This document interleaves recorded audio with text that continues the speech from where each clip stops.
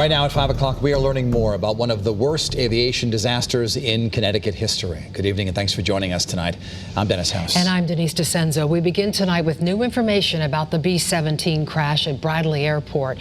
First, this afternoon, state police released the names of the 7 killed and the 7 others who were injured. And the National Transportation Safety Board just released the latest on their investigation. We have team coverage tonight as we're learning more about the victims, plus the heroes emerging from the wreckage. But first, let's go to Channel 3 Eyewitness News reporter Kevin Hogan. He's live at Bradley Airport with some new information for us tonight. Kevin?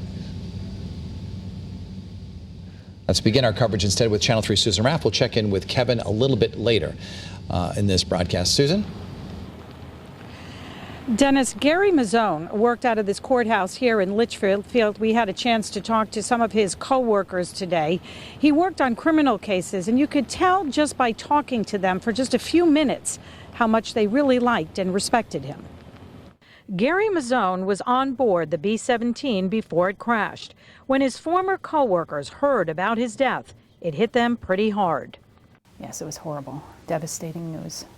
Gary was an inspector for the Judicial District of Litchfield. He investigated criminal cases and worked closely on trials for more than a decade.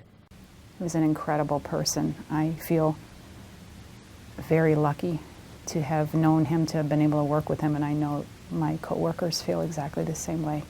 These pictures were taken at Gary's retirement party last December.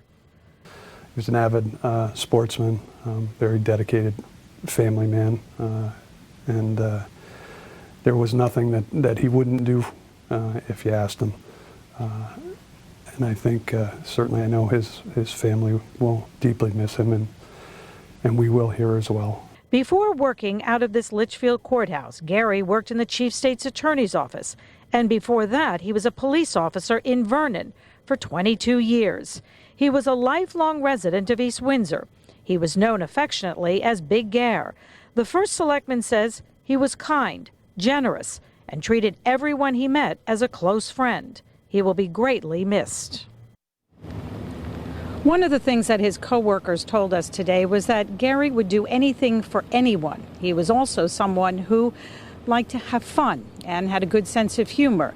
And he also had a close relationship with the Chief State's Attorney. Coming up on Eyewitness News at 6, Kevin Kane shares some fond memories.